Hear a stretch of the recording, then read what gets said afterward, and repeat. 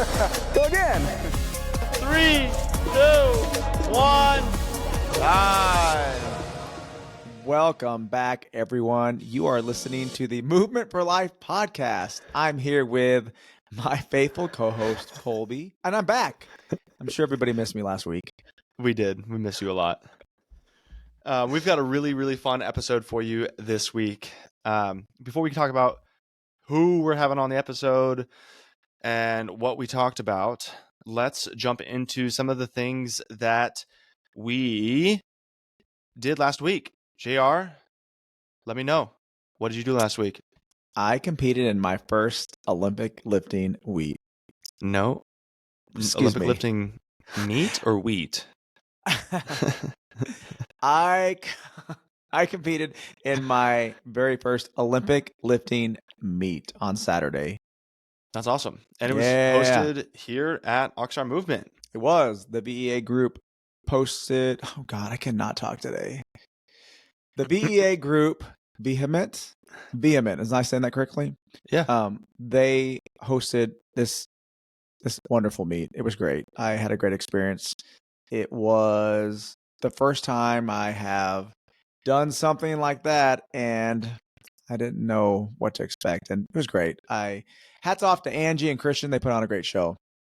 They do. They do a really, really good job. We're happy to have them host that meet twice a year with us. It's a ton of fun, and a lot of lifters love coming out. We've got a great space to host. So maybe next time we get more people come out and do it. Little Birdie told me that you won a prize. I did. I won my age group weightlifting class. Yeah, nice. weight class. Yeah, I did. Yeah, so I got a full membership for a year for the USA Weightlifting Association. I guess I don't know. Is that what it's called? USAW.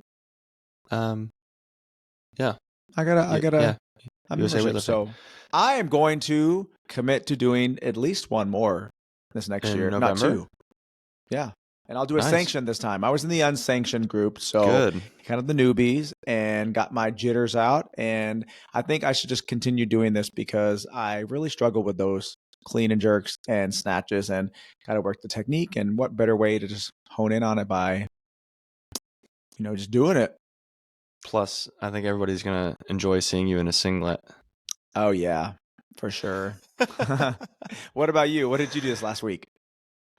This last week, I actually got a little surfing in. There were some waves. I've been trying to ramp up swimming and trying to swim every single week as we prepare for lifeguarding, or as I prepare for lifeguarding season. And so I swam. I've normally been swimming, but I surfed instead, which is really fun. I have not surfed in a little while, so surfing was a ton of fun. And then did a couple of CrossFit workouts. Did, I think, 3 or 4 CrossFit workouts. And then played some pickleball on Saturday. We played some indoor pickleball. Oh, what? What's this? Where? There's actually some places now. It's batting cages in Camarillo that have converted themselves into, when they don't have the batting cages full. Yeah. They roll out the grass. They roll back the cages, and they have pickleball courts. Yeah. Genius. So they're. I think that's an awesome idea. If their batting cages aren't full, they have pickleball. If their pickleball isn't full, they've got batting cages, so they can kind of swap back and forth between the two. Nice. I think it's a great use. It was a ton of fun. That's great. I'm a little. I don't know why I'm a little sore from. I think from pickleball. Maybe it was from the cutting. Shout out to Coach Jeff. Somehow, he is a pickleball phenom. Came out of nowhere. Apparently, he played tennis as a kid, which automatically means that you're an expert at pickleball. He was way better than any of us expected. So that was fun. That was really fun getting. I got to get out there on that pickleball court with you guys. I also played tennis all in high school and an adult league. You might whoop us then. I don't know. I mean, Jeff, that was his first time playing. And he was good. I mean, we've been how playing good? For a year. Like, what was good about what he did? I don't doubt it, but what was good about what he did? He was just quick with his hands. Like, usually as a newbie, if you get like a ball hit at you, it's really hard to react in time. He was super fast with his hands. He knew how to put some topspin on the ball, which as a beginner is fairly difficult. But I guess if you play tennis, that's like the first thing that you learn. So not difficult for him. And then he picked up rules really, really quickly too. Normally you have to like explain rules and like you make mistakes on rules. He wasn't making mistakes on rules. So my question is, from the group that you play with, are there any former tennis players, or these are No. all? No. Because the more that I ask people, especially people who play tennis, they're like, I'm not playing pickleball. Yeah, there are, there is not a large There's a amount of. divide. There are people that were former tennis players. Are like, you know what, this is just a little bit easier on my body. They're a little bit Yeah. older. They're like, it doesn't bother me that it's pickleball versus tennis. But then there's definitely people who were like, no, like I play tennis. I don't play pickleball. Yeah. I think the ball, that wiffle ball thing, I think that would kind of put me off a little bit, but Yeah, well, it's fun. It's okay. fun. I keep saying I'm gonna try it. One of these days I will try it and we'll see. Yeah, we got to get you out on the court, and you're probably going to be a lot better than the rest of us, and then we're going to uninvite you. All right, Kolby, tell us what wonderful guests we have on the show today. Yeah, special guests to me. This past week was Mother's Day, and this week on the podcast, I got to talk with my mom, with Debbie Krystofik. Yeah. Which is really fun. We were talking with Miss Debbie and Miss Miki as well. Now, is Miki a mom as well? Yes. The other guest, Miki Shelton, is a coach from my other gym, Horsepower. She is a mom of 2. Her youngest child is in college. I believe he is a sophomore. It's his second year. And then she has an adult daughter who lives up in maybe New Hampshire, New England somewhere. Okay, cool. Yeah. How fun is that? Yeah. By coincidence, not planned, but by coincidence, we actually got to talk to some mothers on the Mother's Day week podcast. We talked about a couple of different things, but really the big reason that we ended up having conversations with them was they were going into their semi-finals workouts, which was the next stage following quarterfinals. So both of these gals are in the 55 to 59 age category in the CrossFit Games. And they had both made the Open. The top 25% go from the Open into quarterfinals. And then in quarterfinals, the top 200 athletes in each age division worldwide, not in a region, but worldwide, move on to what is called the online semifinals for age groups. And then from there, I believe top 40, between top 20 and top 40 in each age group make it to the games. Will go to the games. Yeah. So both of these ladies are super inspiring females, older females who, you're going to get to have some really cool insight about their journey in fitness, their competitive sides, what they like doing, what they don't like doing. And then just some really, really cool perspective for somebody who's like, man, I could never do CrossFit, or I could never, do the things that CrossFitters do. Once you listen to this conversation, you might have your mind changed about what's possible for yourself. I don't think that they're defying what you can do at that age. They are demonstrating that age is a state of mind. So they go out there, and so, like you said, anyone can do it if they put in the work, but they're showing that they have a state of mind that they're going to continue moving forever. And we didn't ask this question, but I guess if we had asked them how old they actually feel, then I think that it would probably be a lower number than their actual age. We feel a certain age when we're recovering from certain events, for sure. Like, oh, today I feel my age, but overall, I'm sure that they would say, oh, I feel much younger. Yeah, and even I think the other way to like approach that question too is, could you do more than you did 5 years ago, 10 years ago? Yeah. And like that is probably potentially another indicator of my physiological age. Like if I could do twice as much work as I did 10 years ago, like, wow, that's kind of a cool indicator for me. Oh no. Did I lose you? No, he's back. I'm here. Cool. Well, should we jump right into that conversation? I think we should. Yes. I hope you all enjoy our conversation with Debbie and Miki. Report. Don't report us. Subscribe to our podcast. Rate, not report. Rate us on Apple Podcasts. We love having these conversations. We love bringing in new guests. If you've got ideas for us on topics we should talk about or guests that we should be in touch with, definitely send them our way. Shoot us comments. Watch us on YouTube as well as on Spotify, on Apple Podcasts, on all these other things. We love sharing these with you, and we want to make sure that everybody else has an opportunity to hear what we have to say as well. And not only what we have to say, right? Like, we're a bunch of nobodies, but our guests are pretty awesome people. So, okay. Yeah, maybe JR's way more famous than I am, but our guests are definitely more famous than JR is. True. Yeah. And we love having them on. We love sharing their stories, and hopefully inspiring you to move throughout your life. We have two very special guests. We have two masters age semi-finalists in our presence. We have Miki Shelton and we have Debbie Krystofik. Oh, I hope I said that right. Did I do it? You did. I did it. Yes, I've been practicing. Okay. They are joining us for an interview. We're going to talk about their upcoming semi-finalist online qualifier. And I'm going to intro Miki. I have known her for 6 years. She has been a co-coach, a training partner, and a really great friend of mine. Miki Shelton, she is in the 55 to 59-year-old age group. Welcome to the show, Miki. Thanks. Glad to be here. And I will intro Miss Debbie Krystofik. I have known her for about 32 years. She brought me up. I did all my sports with her. She got into CrossFit in early 50s. She is also in the 55 to 59 category, the top end of that.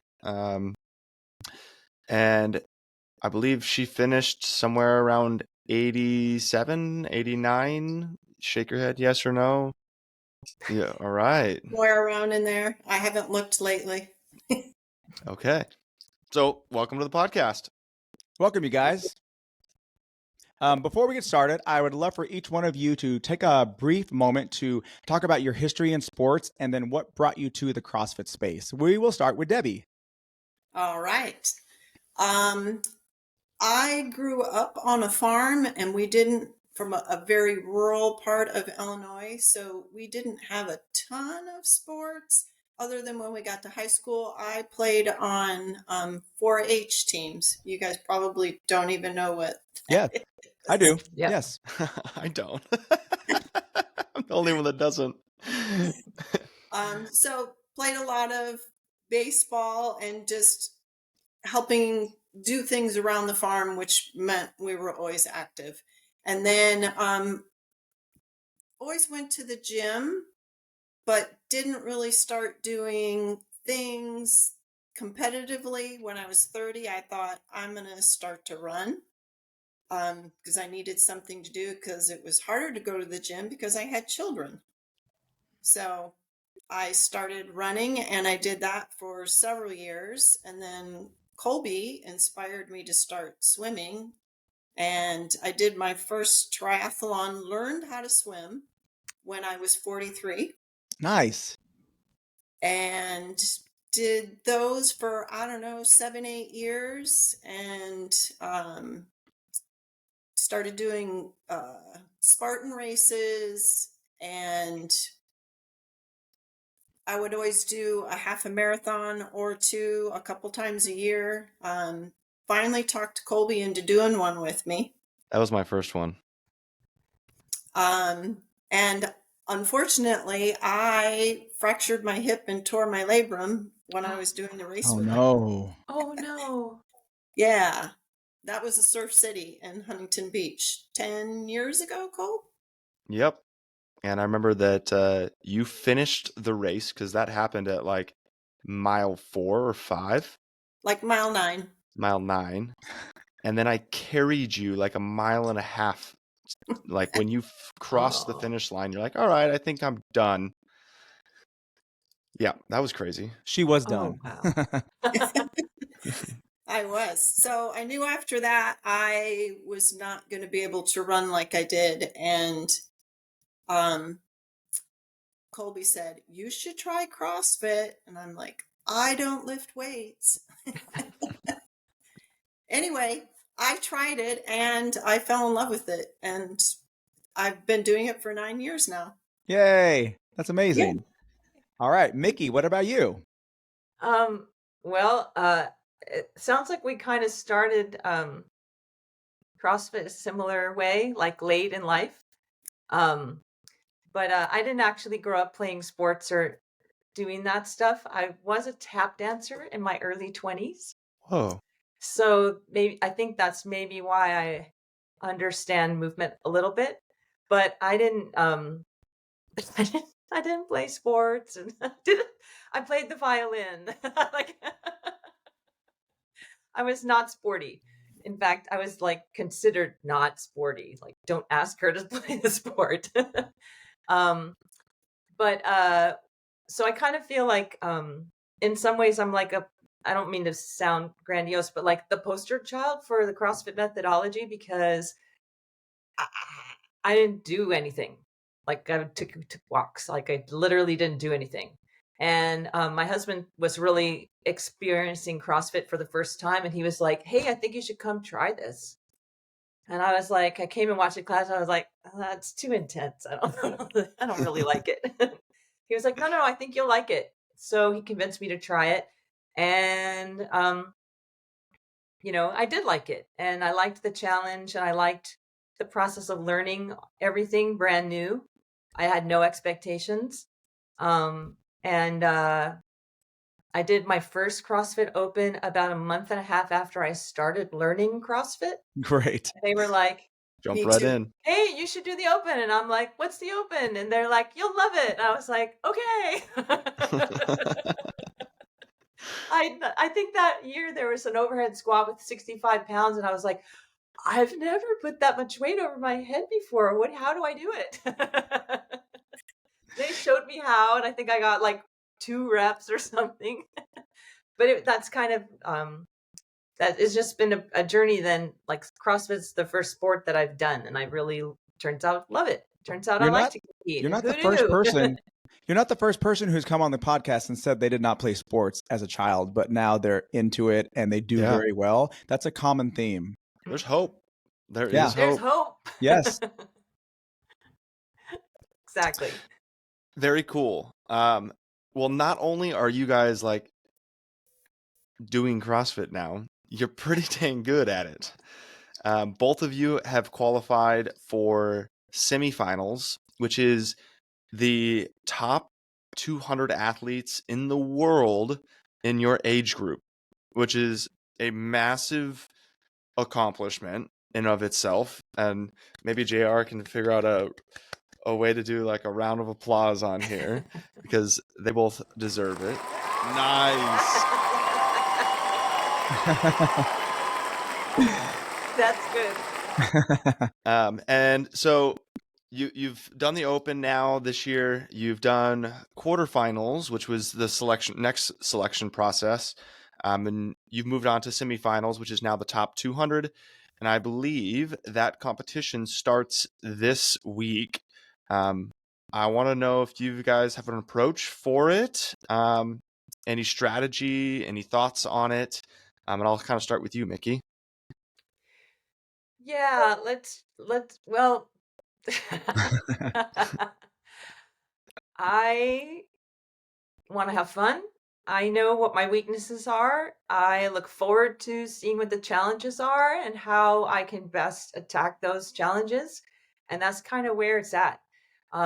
When it first became clear that I maybe was going to pass video review, I started to think, oh God, maybe I should try to shore up this thing or try to work more on that. And then I realized we had like a week and a half.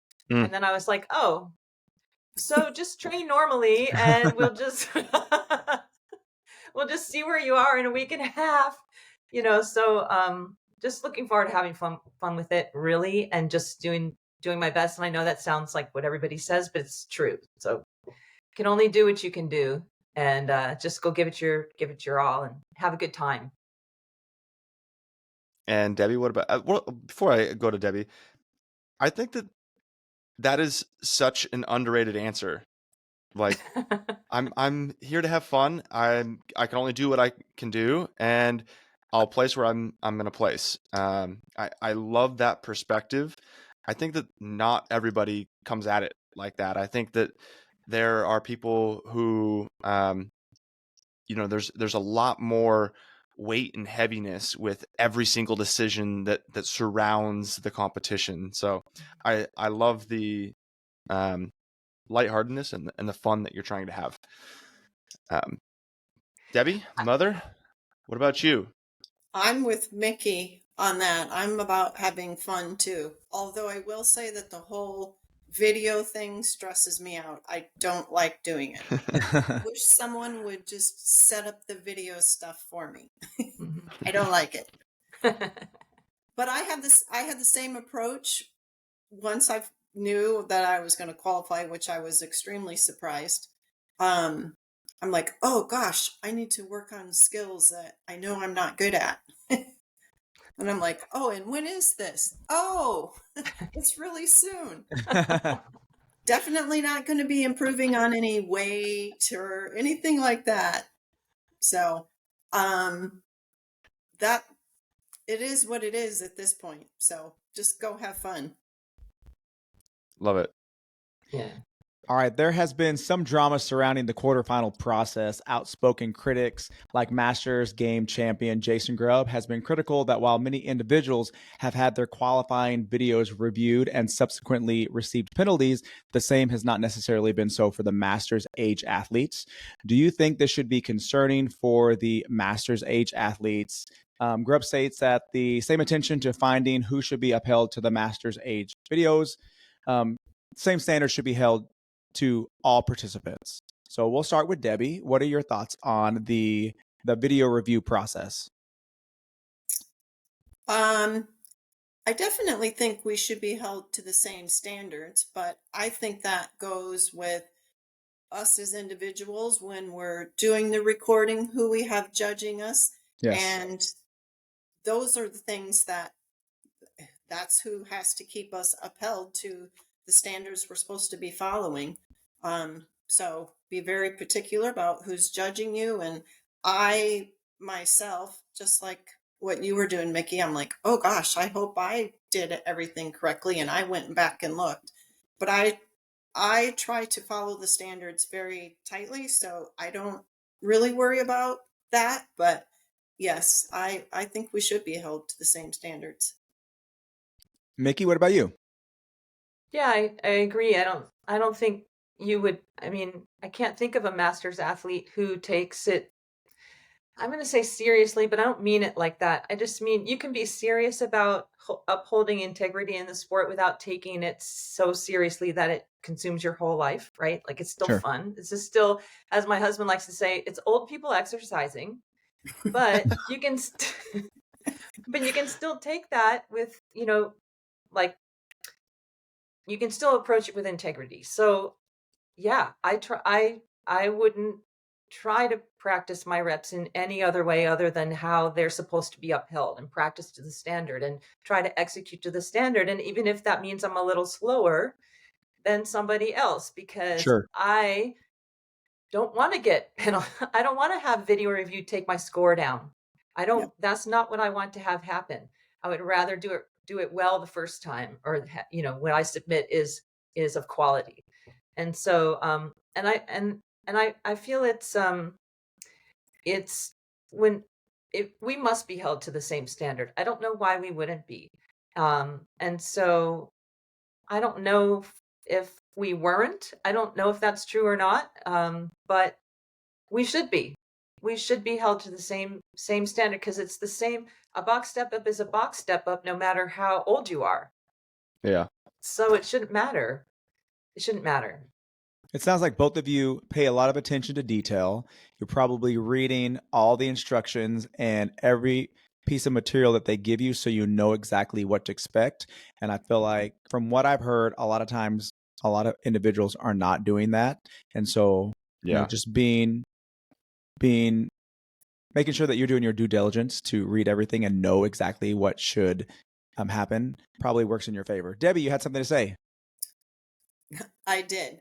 So, Miki, just from like being at that competition in December, there were a lot of athletes there who, when they got no repped for not following the standards, people got really upset.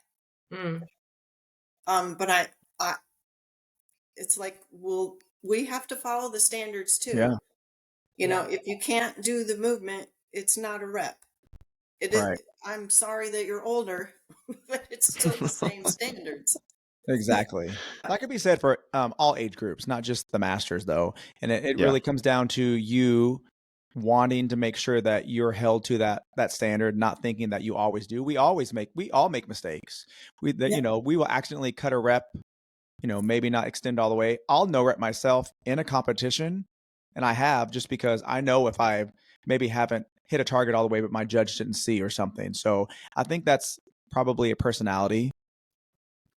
Yeah, I was Great. going to say, I want to give like two additional perspectives to that, because I think all of us in this, like, I think when, and it's hard to say with, certainty, but like when integrity is one of your core values, like you read the standards and you follow the standards, and you're like, it doesn't matter if somebody's watching me or not, because I'm doing the right thing. Yeah.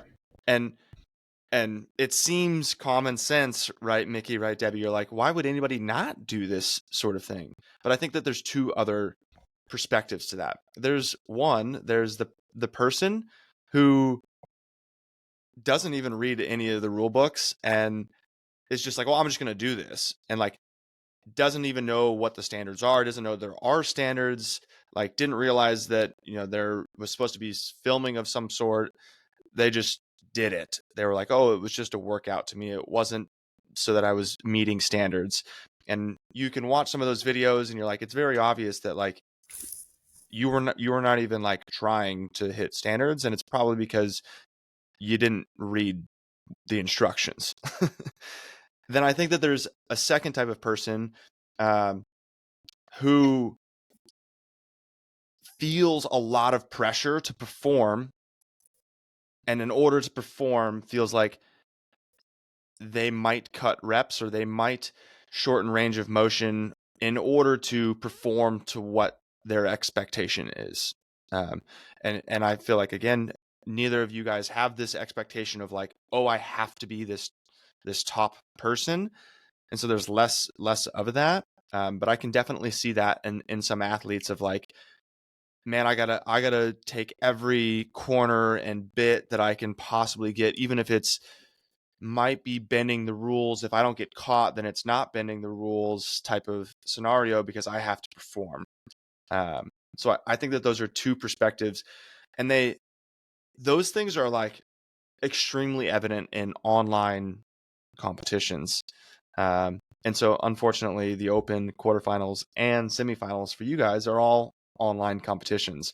So when integrity is not like the top common value between everybody, it doesn't like necessarily line up, which is why they try to do a video review process, but it's an imperfect, and you guys are fully aware of that as well. You're not like, oh, like, I hope that everybody gets exactly what you're like, I get it. It's video review. Sometimes it's hard to see. Sometimes, but I'm going to do my best to make sure that what I submitted was real and legit.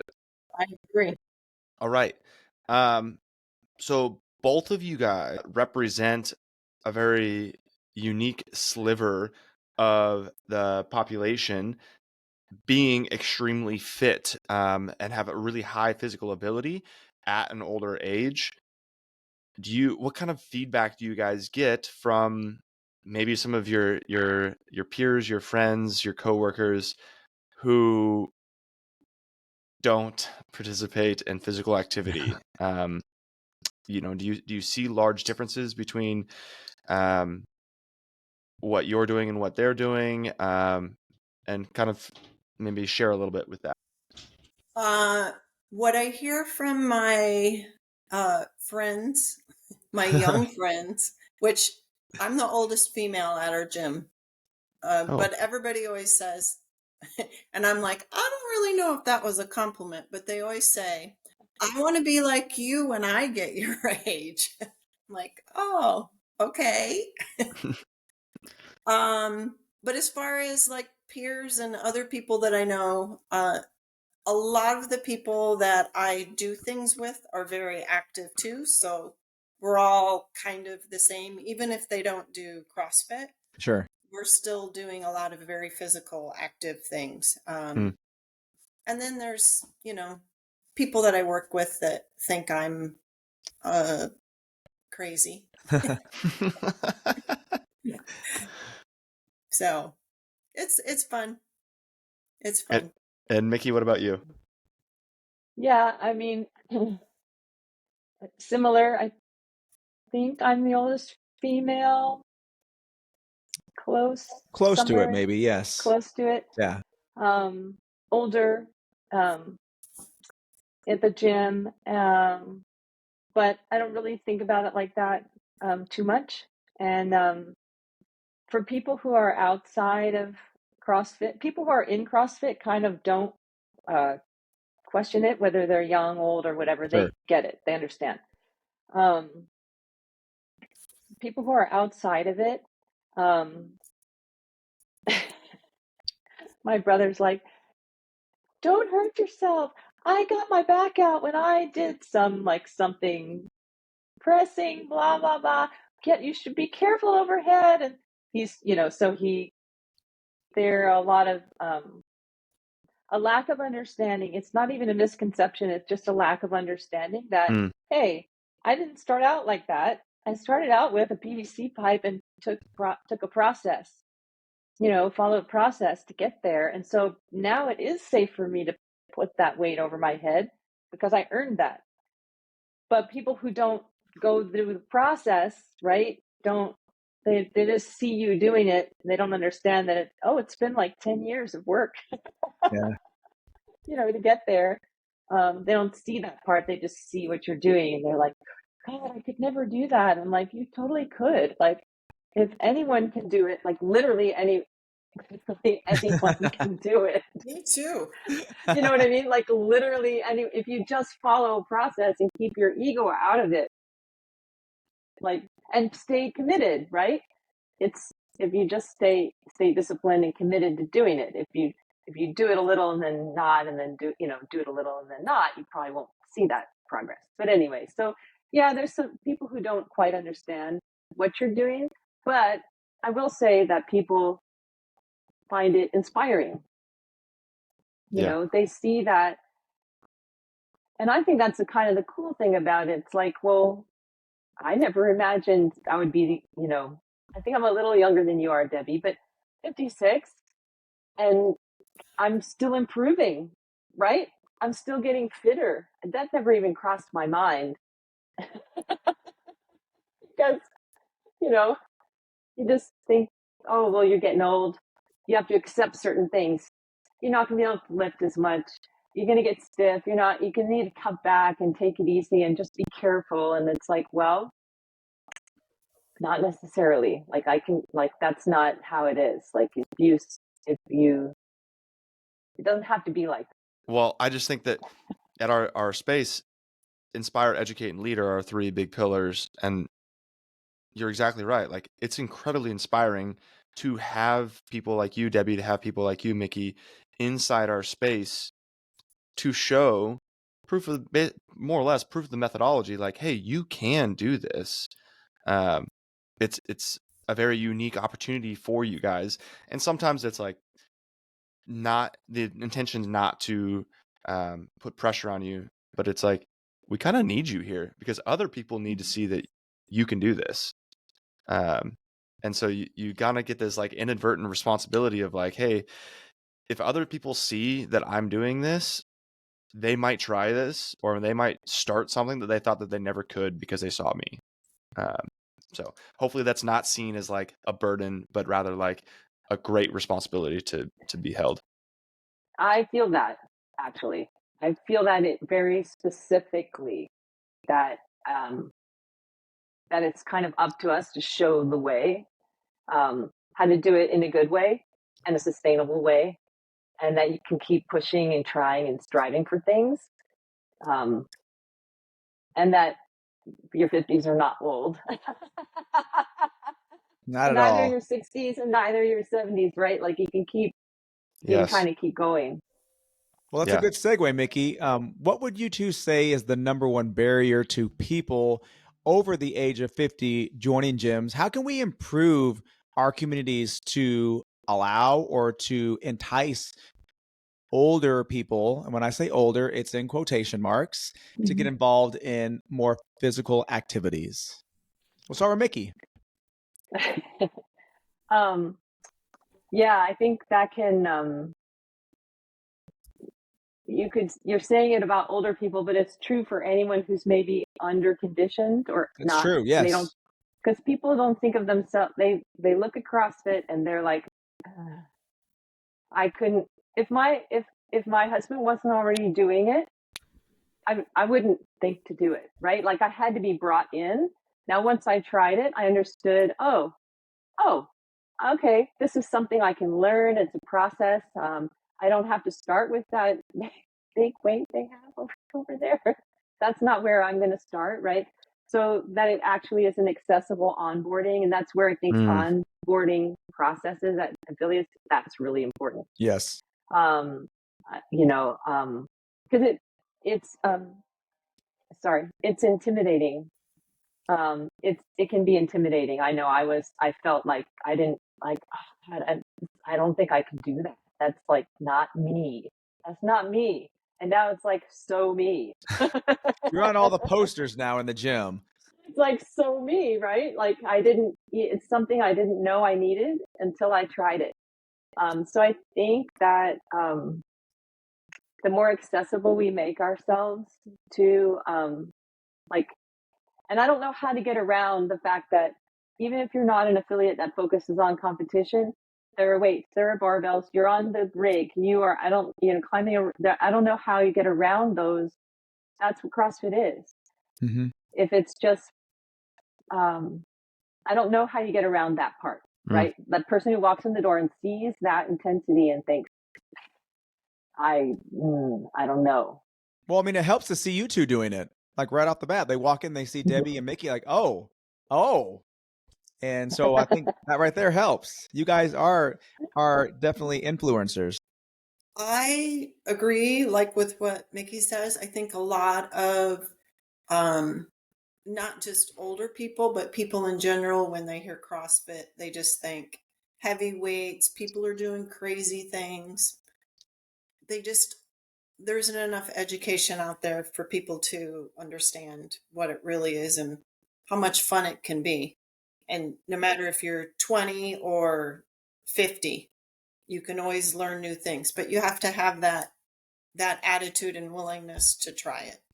So, and not just with CrossFit. I feel like that with anything you want to learn new. Sure. So maybe that's a point to bring up on CrossFit's town hall. I think that they've struggled with that back and forth between CrossFit as a brand.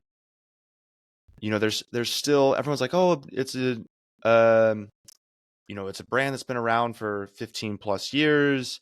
There's lots kind of information about it, but probably 80% of the people that I onboard or talk with are like, yeah, I've heard of CrossFit. I hear that you do crazy things and that you put sledgehammers on tires. And it's like, that's still what you remember. Like, that's what you know. Yeah, that's the education, right? Like, that's the perspective still of what is CrossFit.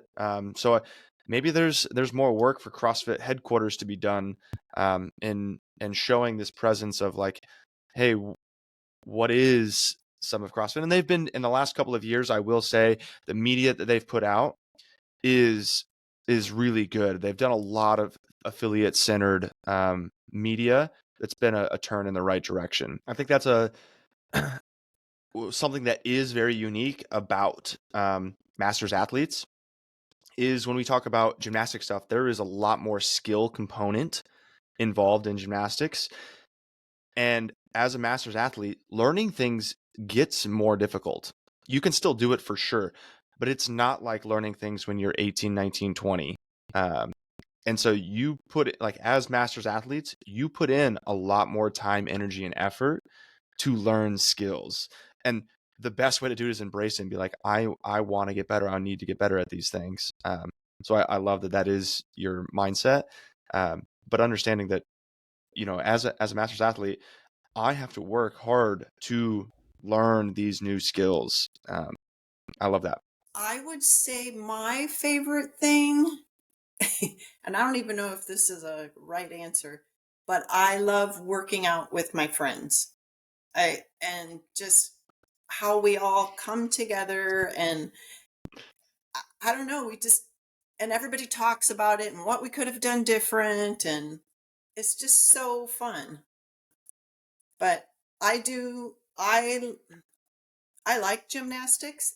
I would say, Kolby, you know me. Well, weightlifting's not good either. I don't think I'm really good at anything. But I can't believe I can do the things I can do now. I would have never thought I could do them. So yesterday I thought, I'm going to try to do a legless rope climb. Maybe that'll come up. And oh my gosh, I did it. I can't believe I could do it.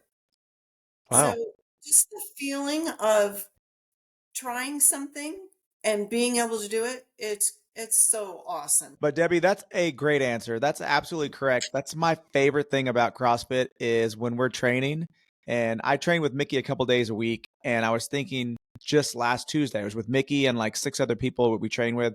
And I was just kind of sitting there waiting. And I was like, this is just such a cool thing to be able to be around everything. I'm watching Miki go. I'm watching the next person go. And just that experience of just being there and just like taking it in, has become so much more important and special to me than it has, because I had never even experienced in the past. I was just focusing on my next turn, and just being in the moment. It's been nice.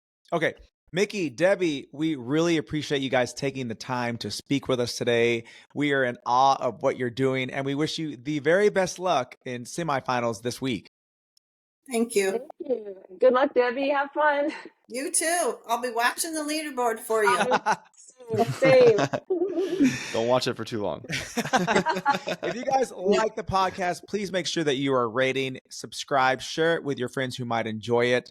You can watch this video as well on our YouTube channel, Oxnard Movement. And until next time, have a great weekend. You could inspire someone else to start CrossFit by sharing this video with them. Here we go. Emmanuel, that was so good. Go again. 3, 2, 1, time.